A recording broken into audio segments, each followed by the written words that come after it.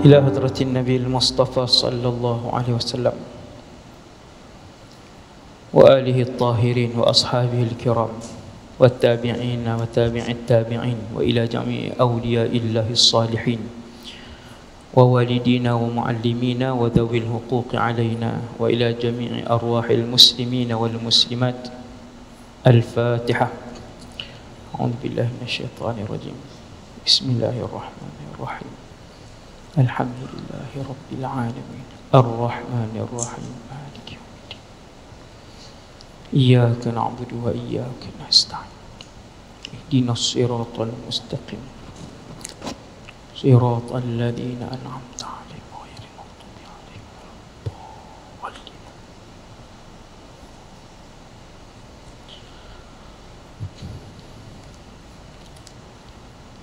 أعوذ بالله من الشيطان الرجيم. بسم الله الرحمن الرحيم. السلام عليكم ورحمة الله وبركاته. الحمد لله رب العالمين والصلاة والسلام على أشرف الأنبياء والمرسلين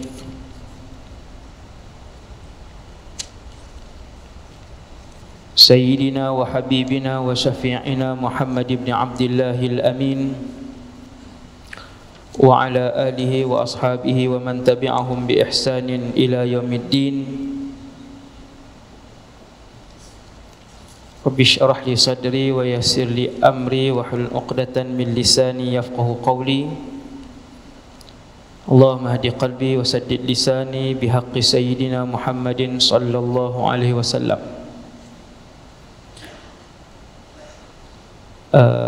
Pertama sekali, nawaitul i'tikaf fi hadzal masjid sunnatan lillahi ta'ala. Yang keduanya, radina billahi rabba, kami semua redha Allah Tuhan kami. Wabil islami dina, kami semua redha Islam cara hidup kami.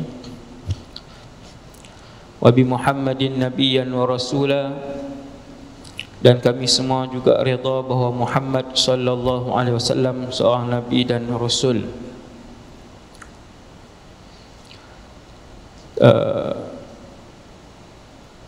Pengurusi masjid, jawatan kuasa, para pegawai masjid, seterusnya muslimin dan muslimat yang dirahmati Allah Subhanahu wa taala sekalian. Malam ni tak ada tajuk special pun,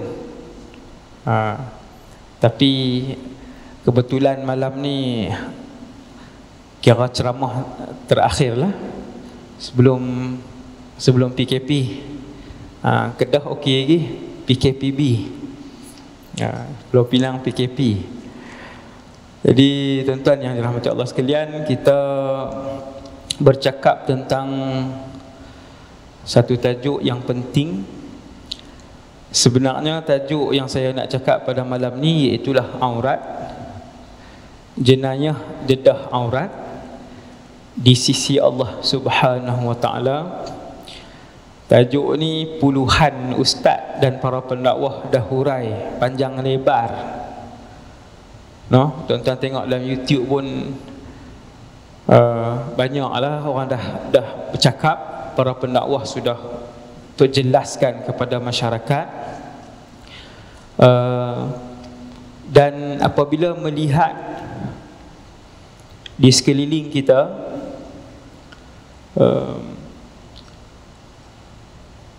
umat Islam di Malaysia ramai di kalangan lelaki dan perempuan yang mula tidak mengambil berat tentang aurat. Kalau buat dosa zina lah, berzina, orang nampak besar, dan memang besar pun sebab dia dosa besar, minal kabair. Tapi kalau tak pakai tudung biasa, dia jadi biasa. Berzina di Malaysia pun nak jadi biasa dah. Cuma saya nak beritahu kat tuan-tuan, kalau masyarakat kita lah ni poin nombor satu. Kalau mencuri pun di sisi undang-undang pun salah, di sisi agama pun dosa besar. As-sariqah, dia panggil as-sariqatu, dosa besar. Dan orang akan pandang berat. Tetapi berbeza dengan tidak menutup aurat, jadi biasa. Menteri pun ada tak tutup aurat, keluarga diraja pun ada tak tutup aurat, menteri besar pun, keluarga pun ada yang tak tutup aurat. Saya sebut sebagai tanggungjawab saya sekali je. Esok Allah Ta'ala tanya, saya dah sebut kepada pemimpin, saya pernah sebut, walaupun secara umum cukup tanggungjawab saya. Sebelum ni saya tak nak sebut, tuan. Jadi kita sebut supaya setiap orang melaksanakan al-amru bil ma'ruf wan nahyu 'anil munkar. Saya mengambil peluang, saya duduk di Malaysia ni, Allah Ta'ala bagi sedikit ruang dan suara saya sedikit didengari, kan? Maka saya pun sebut sebagai melaungkan syariat, menyampaikan amanah daripada Rasulullah sallallahu alaihi wasallam bahawasanya menutup aurat itu adalah wajib kepada semua orang. Miskin pun wajib, kaya pun wajib, orang terkenal pun wajib, yang tak terkenal pun wajib. Tutup aurat, ada jawatan pun wajib, yang tak ada jawatan pun wajib. Cuma bila dia pemimpin, Allahu Akbar, berganda-ganda dia punya tanggungjawab, dan berganda-ganda dosa yang dia tanggung. Apatah pula dia ketua agama Islam. Hasbunallah wa ni'mal wakil. Sebab tu dulu sahabat bersumpah-sumpah tolak jawatan, mengamuk-ngamuk tolak jawatan. Tolak noh, bukan ligan, tak sama ni. Sebab bila pegang jawatan, bermaksud akan disoal oleh Allah Subhanahu wa ta'ala. Sayyiduna Umar yang kelihatan menangis ketika menjadi Amirul Mukminin, banyak kali orang tanya dia, salah satu jawapan dia ialah, dia kata, apa aku nak jawab di hadapan Allah ketika mana seekor keldai jatuh ketika berjalan di satu jalan yang rosak di bawah pemerintahan Umar bin Al-Khattab. Dia berasa berdosa. Keldai jatuh di tengah jalan sebab jalan tak elok pada zaman pemerintahan Umar bin Al-Khattab. Menangis dia, rasa berdosa, takut nak jawab macam mana depan Allah. Kita jadi ketua negeri, ketua negara, keluarga tak pakai tudung. Hasbunallah wa ni'mal wakil. Besar tu, besar, sangat besar. Innaha la amanah, sesungguhnya ia adalah amanah, jawatan ni. Wa innaha yaumal qiyamati la nadamah. Nabi kata sesungguhnya ia pada hari kiamat itu adalah penuh dengan penyesalan. Sebab tu sementara masih bernafas, pakat-pakat laksanakanlah tanggungjawab yang paling dekat sekali dalam keluarga masing-masing. Saya mulakan dengan kisah Nabi Adam dan juga Sayyidatuna Hawa alaihassalam di dalam syurga. Pasal aurat lah ni, bukan cerita pasal mereka makan apa dalam syurga. Nabi Adam manusia pertama, Sayyidatuna Hawa manusia kedua. Laki-laki pun wajib tutup aurat, orang perempuan pun wajib tutup aurat. Bila baca tajuk ceramah tutup aurat, orang nampak perempuan. Sebab tu orang lelaki-lelaki keluar pakai seluar ketat, main bola pakai seluar pendek, dia tak berasa apa. Dia tak berasa yang tu dosa besar. Orang lelaki-lelaki sama, ibu-ibu dan ayah-ayah hari ni, bila anak lelaki-lelaki pakai seluar pendek, anak lelaki-lelaki tak tutup aurat, dia tak berasa sangat. Tapi hak perempuan dia jaga. Salah. Lelaki pun ada aurat dia, orang perempuan pun ada aurat yang perlu dan wajib ditutup. Aurat ialah anggota badan yang wajib ditutup dan haram dilihat oleh orang lain. Itu definisi dia. Ma yajibu satruhu, aurat ialah anggota badan yang wajib ditutup, wa yahrumun nadharu ilaih, dan haram dilihat oleh orang lain. Kalau kita tengok aurat sendiri haram tak? Tak haram tengok sendiri ya. Tapi pelik lah duk tengok, duk perhati, pelik sangat tu kan. Berkata Sayyidina Ali, aku tidak pernah melihat auratku. Ambil tuan-tuan, ambil warak daripada sini, ambil warak. Ini warak kesalehan yang tinggi. Aku tidak pernah melihat auratku, kata Sayyidina Ali. Dua, Sayyidina Uthman ibn Affan, ma massa yamini dhakari ba'da an safahtu Rasulullah sallallahu alaihi wasallam. Sayyidina Uthman kata, dia angkat tangan kanan dia, dia kata tangan ini tidak pernah menyentuh kemaluanku. Tangan dia bukan tangan orang. Ma massa yamini, tangan kanan ini tidak pernah menyentuh kemaluanku semenjak aku bersalam dengan Rasulullah sallallahu alaihi wasallam. Warak kita bukan hak kita, hak orang. Melawak pun bukan muka orang. Hak gen tua-tua ni, hak muda-muda gen tua-tua. Saya pernah masuk masjid, makcik-makcik lah, bukan makcik-makcik. Makcik-makcik tak buat. Kalau buat tu pelik ya amat lah. Ni hak makcik-makcik ni duduk dalam saf dia boleh gagau. Hak dia gagau tu pula melata. Iklan lah ni, iklan. Uduh sangatlah perangai tu. Nak semayang haram tu, kacau tu. Kawan tu baru duduk nak takbir, dia buat macam tu, keluar habis. Hak nama-nama binatang nak semayang. Sayyidina Uthman ibn Affan kata Sayyidatuna Aisyah, ni nombor 3, ni yang ketiga. Kata Sayyidatuna Aisyah tentang aurat, Sayyidatuna Aisyah dengan Rasulullah, ma ra'aitu minhu wala ra'a minni. Sepanjang perkahwinan dengan Rasulullah sallallahu alaihi wasallam, Sayyidatuna Aisyah sebut, aku tidak pernah melihat aurat Rasulullah dan Rasulullah tidak pernah melihat auratku.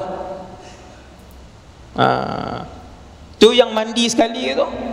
Bukan Nabi mandi sekali dengan Aisyah radhiyallahu anha, ya, mandi sekali dan tidak telanjang.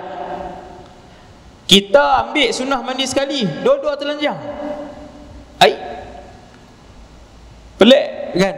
Sebab tu kena ambil semua. Hak sunnah tu kena belajar semua, ambil semua. Boleh mandi sekali, sabun dia sabun kita, isteri kita kan. Tapi kena tengok lagi apa yang Sayyidatuna Aisyah cerita. Sayyidina Aisyah cerita, aku tak pernah tengok aurat Rasulullah, aurat besar Nabi, maksudnya kubul dan dubur. Begitu juga Rasulullah tidak pernah melihat aurat besar Aisyah. Saya terjemah aurat besar, Arab panggil aurah mughallazah, aurat yang inilah, yang besar, depan dan belakang tu dipanggil aurat besar. Yang tu tuan-tuan, itu yang ketiga. Orang pertama yang menutup aurat adalah Nabi Adam alaihissalam. Ini sejarah dia. Nabi Adam. Kemudian wanita pertama yang menutup aurat ialah Sayyidatuna Hawa. Dua-dua tak ada bin, tak ada binti.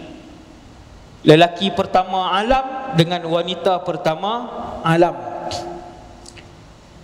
Walaupun ketika itu belum diturunkan syariat, ataupun bukan diturunkan, belum diberikan syariat kepada Nabi Adam. Apa maksud syariat? Puasa, semayang, tutup aurat, macam mana bertobat, sedekah, semua tu tak ada lagi. Itulah syariat. Ni hukum makam ni. Jadi ketika itu belum ada syariat, tetapi mereka berdua telah pun menutup aurat. Tutup. Bukannya mesti tuan-tuan tertanya-tanya, Nabi Adam dengan Sayyidatuna Hawa waktu duduk dalam syurga pakai skirt ke, pakai tak tutup ke, tutup ke? Jawapan dia, mereka memakai pakaian.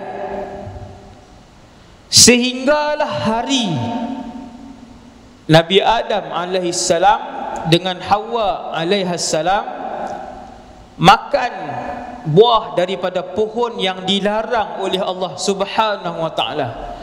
Yang tu semua orang tahu cerita tu. Tak payah cerita malam ni. Daripada ratus bilion pokok yang ada dalam syurga, ratus bilion tu saya sebut contoh, bilangan dia lebih. Bilangan dia lebih pohon dalam syurga. Saya selit iklan sikit. Siapa sebut subhanallah walhamdulillah wala ilaha illallah wallahu akbar, Allah tanam satu pohon kepada dia dalam syurga. Tu selit tu iklan tu, teringat no? Iklan. Ni ceramah terakhir ni, ambil lah amalan-amalan kan. Nak balik beramai, balik berkeluar tasbih subhanallah walhamdulillah wala ilaha illallah Allahu akbar. Cukup 100 baru pegang handphone. Tengok benda penting. Setiap hari Nabi Adam dengan Hawa berpakaian sampailah wallahu alam selepas berapa ratus tahun. Wallahu alam, tak ada hadis. Saya cari berapa ratus tahun. Sampailah iblis sendiri goda, bisik kepada Nabi Adam, bisik kepada Hawa, bisik kepada Nabi Adam, bisik kepada Hawa. Tak jadi bisik kepada Nabi Adam, tak jadi, tak makan. Bisik kepada Hawa sekali, 2 kali, 3 kali, 4 kali, termakan bisikan. Bukan termakan buah lagi, bisikan tu. Jadi Sayyidatuna Hawa pun pujuk Nabi Adam alaihissalam. Tu cerita dia. Sayyidatuna Hawa pujuk Nabi Adam alaihissalam, kenapa Allah tak bagi makan sebatang pokok ni je. Tuan-tuan bayang tengok berapa ratus bilion pokok dalam syurga, semua boleh makan. Rasa dia sedap ustaz, rasa dia sedap. Makan buah pertama rasa lain, ambil buah kedua rasa lain. Makan kunyahan pertama sedap, kunyahan kedua lagi sedap. Nabi Adam dah rasa, Sayyidatuna Hawa dah rasa. Waktu mereka turun mai ke dunia, dekat-dekat nak meninggal, Nabi Adam teringat buah-buahan syurga. Nak dengar tak cerita dia? Tak payah, sebab panjang lagi. Dah lah tinggal setengah jam ya. Tuan-tuan, saya abang dah kat mereka malam ni. Saya tuan-tuan sekalian. Jadi sampailah Sayyidina Hawa pun pujuk, akanlah mesti buah ni sedap lagi ni. Padahal Nabi Adam dengan Hawa makan dah buah-buah lain, sedap dah.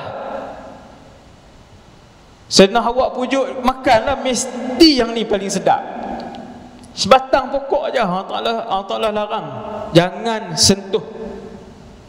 Fala taqraba hadhihi syajarah, kata Allah.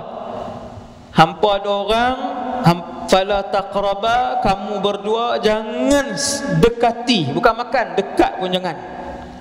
Akhirnya dipujuk oleh Sayyidatuna Hawa, maka makanlah Nabi Adam alaihissalam dengan Sayyidatuna Hawa.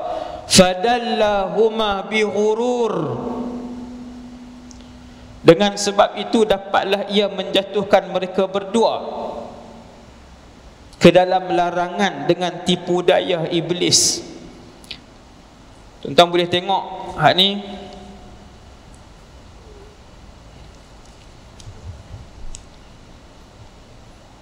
Falamma dhaqa syajarah, setelah mana kedua-duanya itu pun makan daripada pohon yang dilarang oleh Allah, badat lahuma sawatuhuma, maka terlondehlah pakaian yang menutup aurat mereka.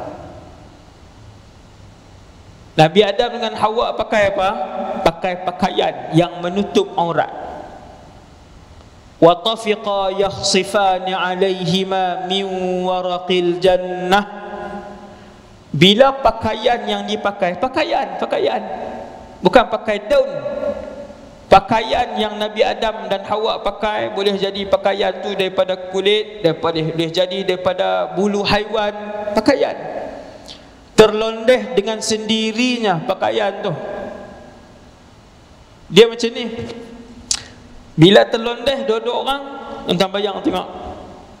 Allah Ta'ala pun sebut mereka berlari mendapatkan daun-daun syurga untuk ditampal-tampalkan. Yakhsifan. Apa maksud yakhsifan? Kata para ulama tafsir, yakhsifan ni daun-daun syurga yang di ilsaq. Ilsaq ni dilekatkan. Ma'a ba'dhiha ba'd. Dia pergi kat pokok daun-daun syurga besar, ambil satu helai, dua helai, tiga helai, dia lekatkan, lekat. Jadi macam kain tu tutup. Kita kalau kita pakai seluar terlondeh, boleh tak angkat balik? Angkat balik lah. Angkat balik lah, bukan susah pun. Tetapi pakaian tu terlondeh dan tak boleh pakai lah. Subhanallah.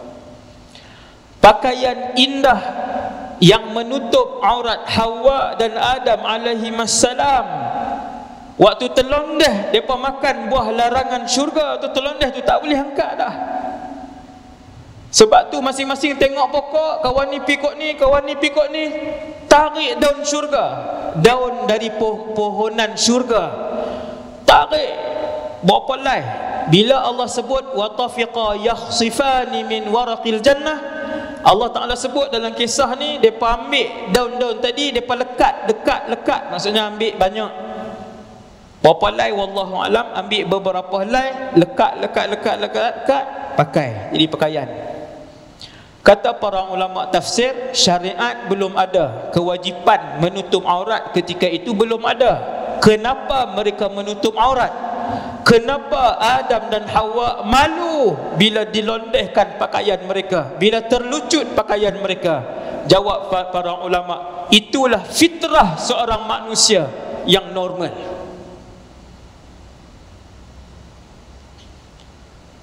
Fitrah asal kejadian seorang manusia yang normal, dia mesti malu bila dia tak tutup aurat dia. Apabila hari ini orang berlumba untuk dedahkan aurat, lelaki dan perempuan, bermaksud fitrah mereka rosak, jiwa mereka rosak. Ada sesuatu kerosakan yang berlaku dalam fitrah kemanusiaan mereka. Ini kalau nak dengar cerita manusia pertama, bagaimana tinggi maruah mereka, Adam dan Hawa bermaruah. Manusia itu asalnya diciptakan dalam keadaan menutup aurat. Ni bukan Islam pun kalau dengar. Bapa kita yang pertama, ibu kita yang pertama menutup aurat, dan mereka malu untuk mendedahkan aurat mereka. Kembali kepada fitrah. Itu yang dicerita oleh para ulama, yang difahami daripada ayat Quran ni. Ayat Quran ni. Kemudian pendek cerita, turunlah Sayyidina Adam dan Hawa turun mai ke bumi. Sayyidina Adam dan Hawa turun mai ke muka bumi, menutup aurat dengan baik, dengan bagus. Sayyidatuna Hawa tutup kepala, tutup tudung, tutup kepala. Nabi Adam macam orang lelaki lain lah kan, pakai macam biasa, pakaian, pakai baju tutup badan, inilah kain sampai ke bawah lah. Apa jenis pakaian saya tak tahu kan, saya tak tahu, polo ke baju kan. citah ke apa, wallahu alam, tapi berpakaian. Ibu kita bertudung. Selepas kewafatan Nabi Adam alaihissalam, mula tersebarnya maksiat. Maksiat pertama dan dosa pertama yang berlaku adalah dosa bunuh. Ni sejarah ni. Dosa besar yang pertama berlaku di anak Adam di atas muka bumi adalah dosa bunuh. Kemudian makin bertambah. Anak-anak Nabi Adam berpecah dua. Keturunan Qabil dan keturunan Habil. Kan, keturunan Qabil dan Habil. No? Satu kelompok baik, mereka banyak mendiami di kawasan pergunungan. Ni ada dalam, cerita ni ada dalam tafsir Ibn Kathir. Saya riwayat je. Kelompok baik duduk di kawasan pergunungan. Lelaki-lelaki mereka kacak, disebutkan. Dan kelompok yang anak cucu cicit hak bunuh tu, hak bunuh nama apa? Qabil ke Habil? Tu dia, siapa suruh duduk depan? Qabil hak bunuh. Saya belah ni pula. Anak cucu cicit Qabil duduk di pesisiran, dia panggil sahil, di pesisiran. No? Yang tu wanita-wanita dia cantik. Hak belah gunung ni laki-laki dia kacak, kan? Kacak, handsome. No? Berlaku sampai pada satu hari Iblis mai. Iblis turun, Iblis pun dihalau dah keluar daripada syurga. Iblis turun mai, Nabi Adam dan Hawa pun turun mai. Nabi Adam dan Hawa dapat anak ramai. Setelah wafat, di antara Nabi Idris sampai ke Nabi Nuh, ni cerita saya cerita ni, di antara Nabi Idris sampai Nabi Nuh, tengah tu, ni kisah ni. Iblis dia mai, dia pergi ke perkampungan dekat dengan pantai, hak geng keturunan Qabil tadi. Dia pergi ke situ, dia berupa. Iblis boleh berupa jadi manusia, lelaki, seperti mana para malaikat boleh berupa menjadi manusia juga lelaki. Takkan berupa jadi perempuan malaikat. Lelaki boleh. No? Kalau tuan-tuan jumpa malaikat yang berupa jadi manusia macam ni, berjalan, bukan kata dia terapung tak, berjalan, kalau dia sentuh ni boleh pegang.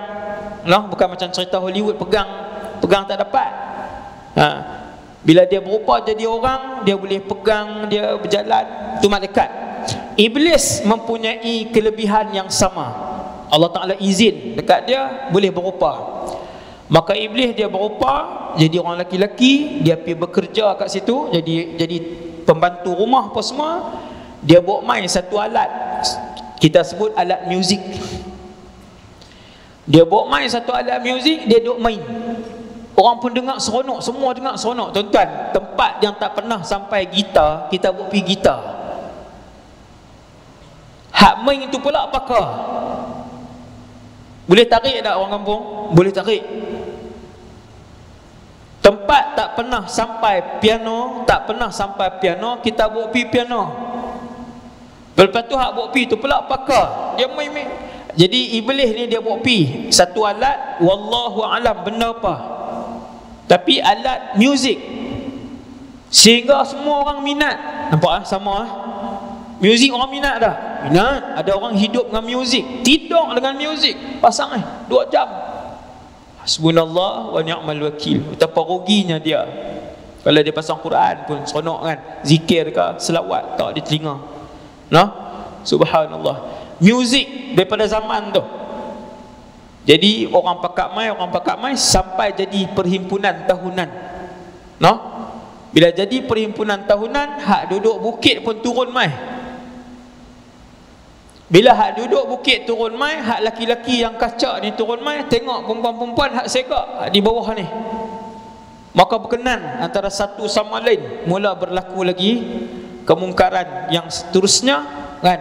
dan ketika itu juga mula berlakunya al-jahiliyatul ula, jahiliyah yang pertama.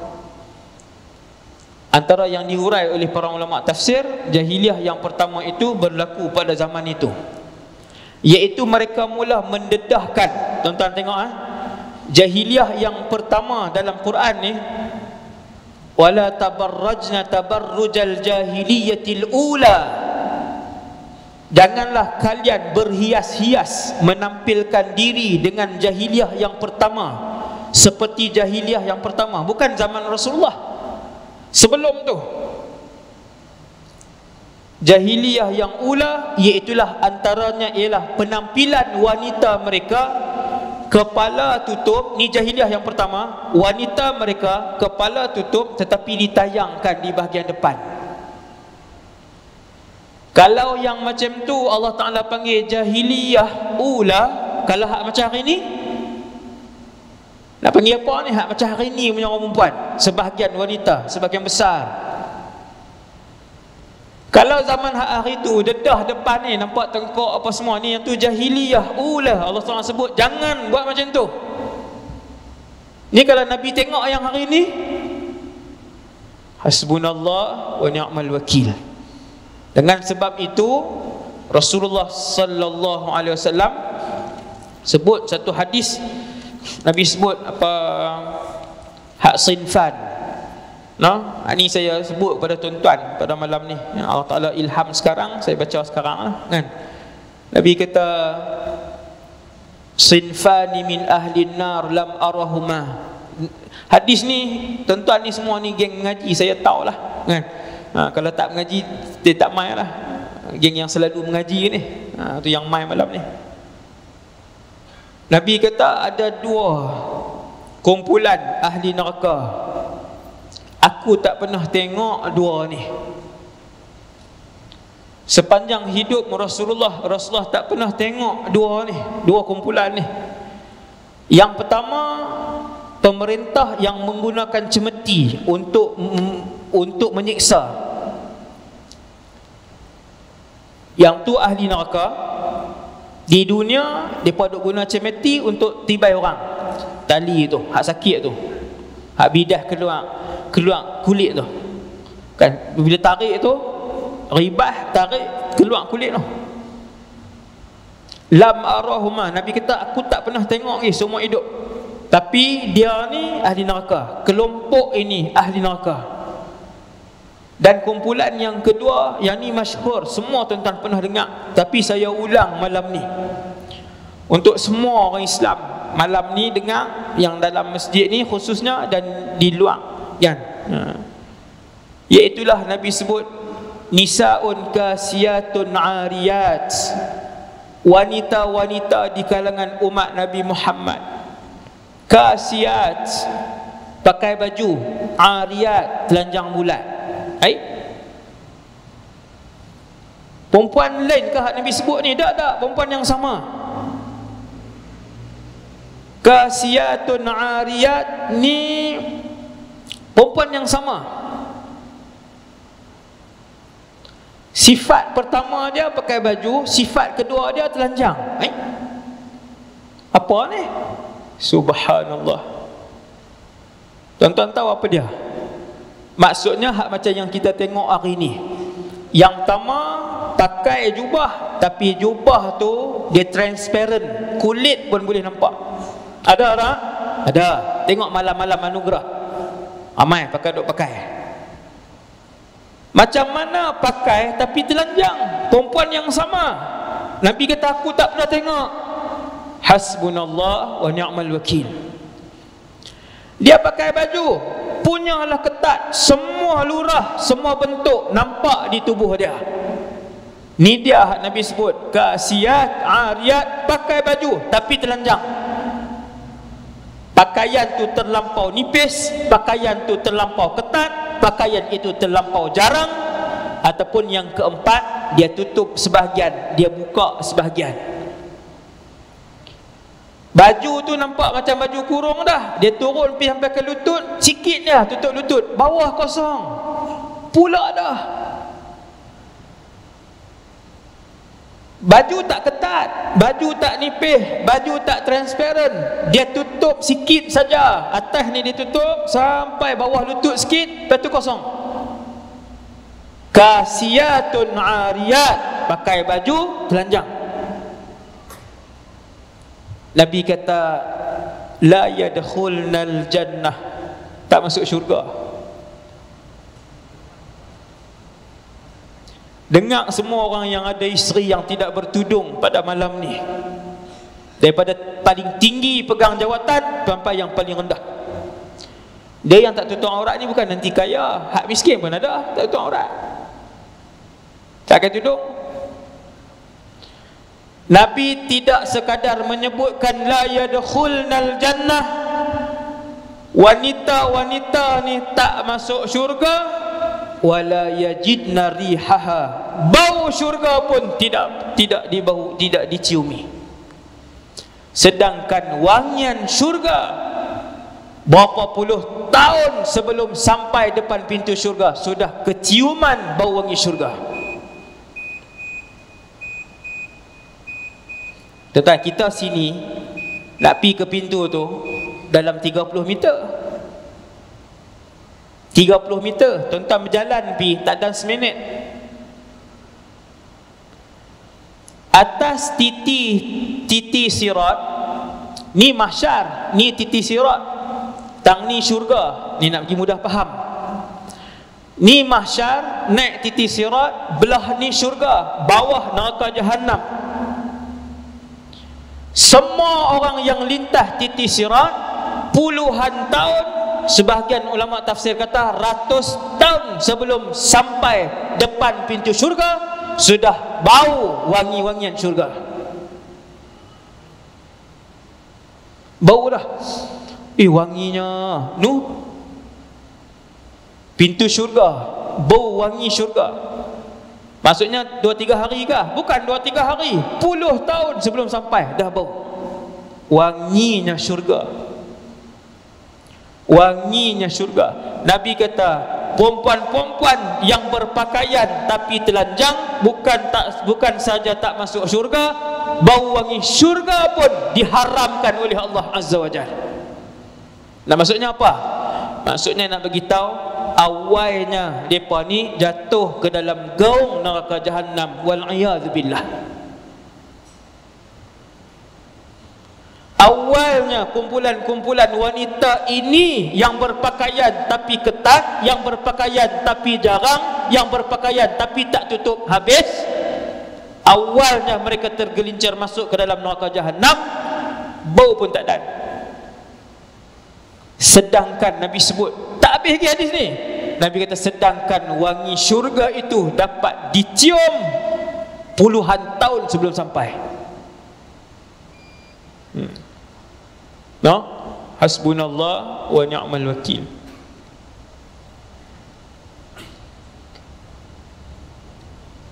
Mesti ajang anak perempuan dan anak lelaki tutup aurat.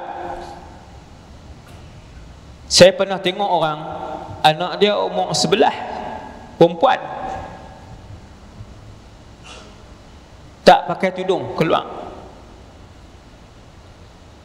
Saya habaq, saya kata umur berapa? 11. Kena tutup dah. Dia kata tak balik lagi ustaz. Subhanallah, umur 11 tak ajak lagi, nak ajak umur berapa? Nabi suruh ajak anak-anak semayang umur 7. Maka samalah, kata para ulama, qiyas kepada hak lain. Kalau puasa tak apa, lewat sikit kan, tapi boleh nak ajak. Saya pernah tengok satu keluarga, anak-anak dia 7 semua puasa penuh, bukan sekali. Boleh, tak sakit. Anak dia 7 orang, kesemua anak dia umur 7 tahun berpuasa 30 hari. Orang kata sakit kan? Tak sakit. Bukan kita umur 9 sekarang hari. Panggil apa kat umur 9, anak umur 9 panggil apa? Panggil baby. La ilaha illallah. Hasbunallah wa ni'mal. Panggil baby. Lepas tu kawan tu duduk kata baby. Muak 8. Yang ni bukan contoh tuan. Yang ni yang saya nampak dengan mata kepala saya sendiri. Panggil baby ke anak besar tu. Jangan lewat. Anak yang diajar untuk menutup aurat, laki-laki ataupun perempuan. Kalau anak laki-laki, jangan ajak pakai keseluar ketat, jangan ajak pakai seluar pendek, ajak pakai seluar longgang lah, siap-siap, dan ajak seluar panjang bermula daripada umur 7. Ni lepas dah saya punya tanggungjawab kan. Semua daripada yang paling tinggi jawatan dalam sebuah negara sampailah yang paling rendah yang tak ada jawatan. Begini yang diajarkan oleh Rasul kalian yang menjadi utusan Allah Subhanahu wa ta'ala. Nabi yang mai bagi tahu kehendak Allah. Bila Nabi kata ajang umur 7, maklumat ajang umur 7 tu mai daripada Allah Subhanahu wa ta'ala. Apa bukti dia? Wa ma yantiqu 'anil hawa. Muhammad tidak pernah bertutur daripada hawa nafsunya. In huwa illa wahyun yuha. Setiap perkataan yang keluar dari mulut Muhammad adalah wahyu. Yang beritahu umur 7 tu siapa? Allah Jalla Jalaluh. Ikutlah tuan-tuan, ikut. Sebab tu saya tengok dalam hidup saya sendiri, mereka yang ajak anak untuk semayang umur 7, walaupun pak tu meninggal awal, anak baru umur 12, anak tu bila azan dia akan pergi masjid untuk semayang. Ayah dah meninggal dah. Sebab ayah heret tangan anak mai ke masjid daripada umur 7 tahun. Sama aurat. Banyak orang Malaysia umur 9 anak perempuan tak tutup aurat lagi, tak ajang lagi. Dia kata muda lagi ustaz, kecil lagi. Dia nak tunggu jadi buluh, dia nak tunggu jadi besar, lambat. Dia mesti daripada rebung. Sebelum dia keras, sebelum dia jadi acuan. Aurat mesti daripada muda, mesti daripada umur 7 juga. Anak-anak beli tudung hak kecil, bubuh kat dia. Daripada umur 7 tuan-tuan letak tudung dekat dia, umur 8 kalau tak ada tudung, dia sendiri tak mau keluar. Yang ni yang saya tengok. Saya tak buat contoh, yang ni bukan contoh, yang ni yang saya tengok dengan mata saya. Satu orang budak umur 7, satu orang budak perempuan umur 8, mak dia basuh tudung, hari tu nak keluar, pergi ke mana, kenuri ke mana, tudung tak kering, dia tak mau keluar. Budak tadi, tudung tak ada. Dia tak faham pun tudung tu apa, tapi mak ayah ajak awal. Ini mak ayah yang bijak. Ajak awal. Satu hari dia faham, ini tuntutan dan arahan Allah, pemilik alam ini. Hasbunallah wa ni'mal wakil. Semoga Allah Ta'ala bagi hidayah kepada kita semua.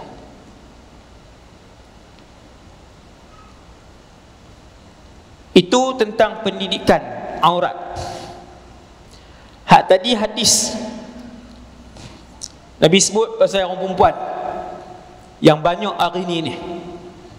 Betapa ramai hari ni. Kalau Malaysia ni ada orang Islam lebih separuh yang pakai seluar ketat orang perempuan. Lebih separuh. Tuan-tuan tengok. Bukan saya suruh perhati tadi. Saya tuan-tuan duk perhati, kata ustaz suruh perhati. Pula dah. Tengok tu maksudnya berfikir. Subhanallah. Ramai. Dia kata hak pakai tudung pun tak tentu elok ustaz. Tu dia ayat syaitan main bisik ni. Ni fatwa syaitan ni. Dia bisik dia tanya, hak pakai tudung pun ramai tak elok. Hak perempuan tu main abang kita, tu ustaz, hak pakai tudung pun ramai tak elok. Nak jawab apa ustaz? Kan? Memang hak pakai tudung pun tak semua tentu baik, betul. Tapi kalau mati dua orang ni, satu hak pakai tudung, satu hak tak pakai, kita tak tahu apa amalan mereka di belakang. Hak tak pakai ni confirm diseksa oleh Allah Azza wa Jalla, confirm. Sebab memang jelas dia buat maksiat, memang jelas dia melakukan maksiat dan kemungkaran. Tak boleh timbang-timbang apa dah. Hasbunallah wa ni'mal wakil. Tu orang lelaki, orang perempuan. Orang lelaki ada satu hadis,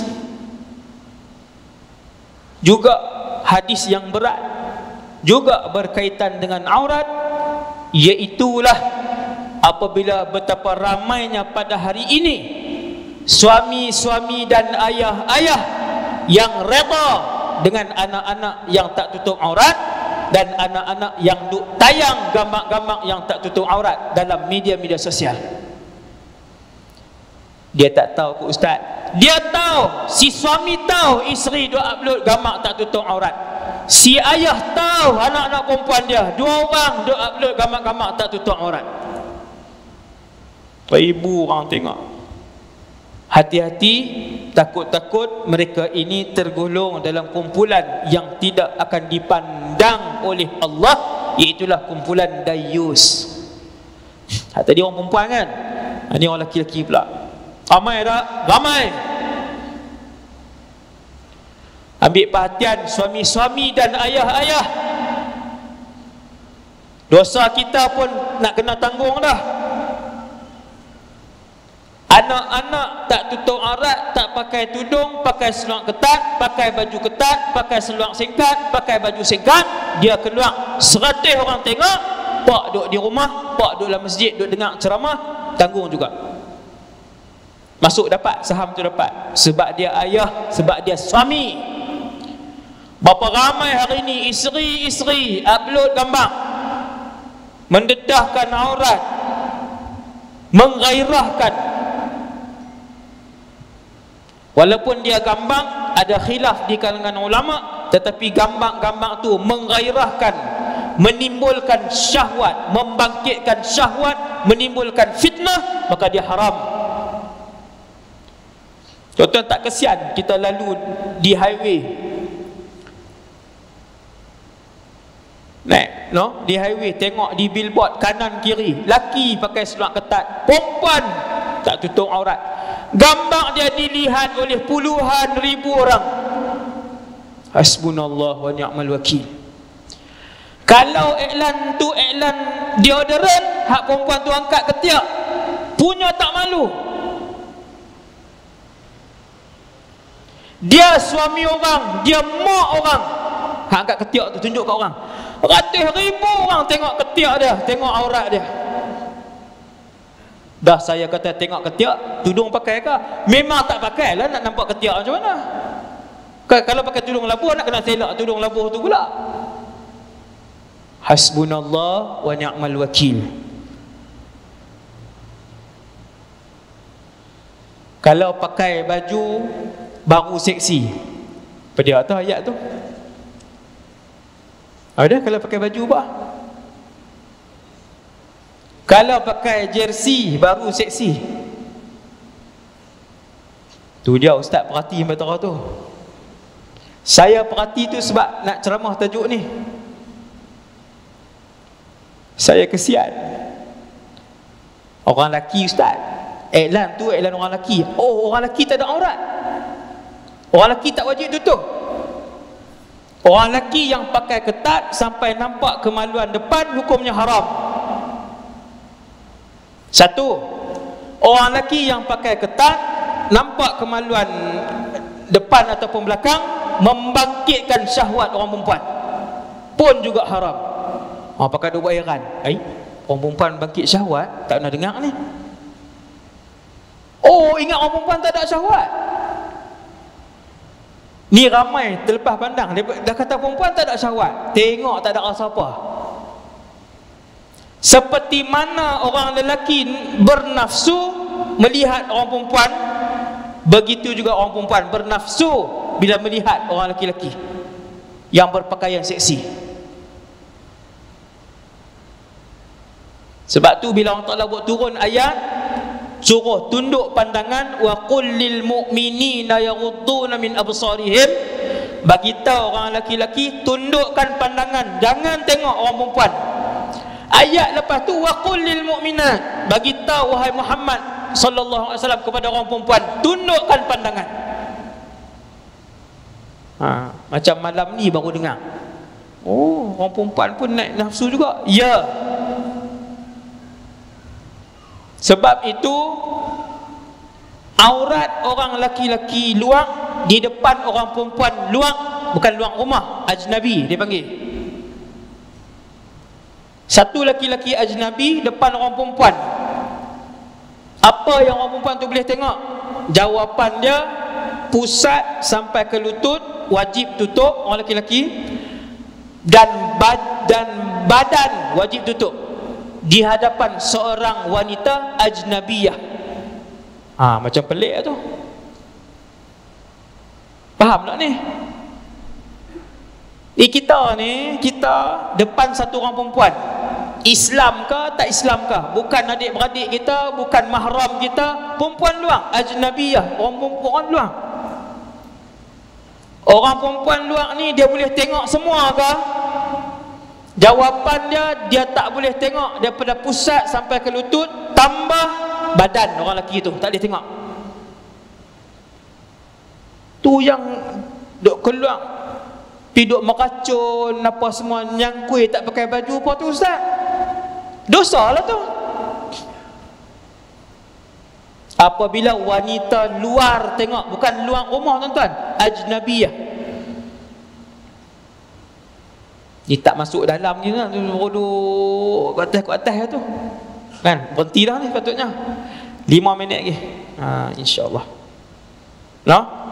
Jadi Nabi sebut dalam satu hadis, 3 kumpulan laki-laki, 3 kumpulan ni pandang pun tidak Allah Subhanahu Wa Taala, tak pandang. Hak tadilah, hak saya sebut tadi ni, Yang ketiganya ialah lelaki-lelaki yang dayus. Bila sebut tak pandang, Tuhan tak akan ihsan sikit pun kat kumpulan ni. Hati-hati tuan. Apabila saya dan kita semua berdiri di padang mahsyar satu hari nanti. Hari ini kita ada jawatan, kita boleh bagi alasan. Hari ini kita orang kaya, macam-macam alasan kita bagi bila bercakap tentang orang. Hari ini kita orang masyhur, macam-macam kita bagi alasan. Satu hari saya dan kita semua berdiri di mahsyar di hadapan Allah Azza wa Jal. Waktu tu Nabi kata, ingat ada 3 kumpulan, Allah pandang pun tidak. Tuan-tuan, ulama kata cukup berat, sebab Allah ini sifat dia maha pengasih dan maha pengampun. Bila Nabi kata Allah pandang pun tidak, kata para ulama maksudnya Allah takkan merahmati dia sedikit pun. Kumpulan yang ketiga ialah dayus, mereka yang membiarkan ahli keluarga melakukan maksiat dan tidak menegur. Dia tahu anak perempuan dia upload gambar tak tutup aurat, dia tak tegur. Dia tahu isteri dia upload gambar tak tutup aurat, dia tak tegur. Sama ada dia tak berani ataupun dia redha dengan isteri dan anak perempuan dia ataupun kakak dia sebagainya buat perkara tersebut. Banyak yang berlaku apa? Redha. Dia pergi ustaz, berlambak semua buat macam tu. Isteri kamu pakai t-shirt, tudung elok, baju semua apa semua elok ni, pakai t-shirt takat ni ya. Dia kata berlambak ke orang lain, teruk pada tu lagi. Pula dah berlambak ke orang lain pula dah. Hak orang lain tu bini hang ke? Tu kalau kena ayat ni kan, kena belajarlah buah-buah tu. Hasbunallah wa ni'mal wakil. Hati-hati ayah-ayah dan suami-suami yang redha dengan tayangan gambar anak-anak isteri kita mulai malam ni. Ni saya habaq dah kan, tak ada dah tajuk ni kan. Subhanallah.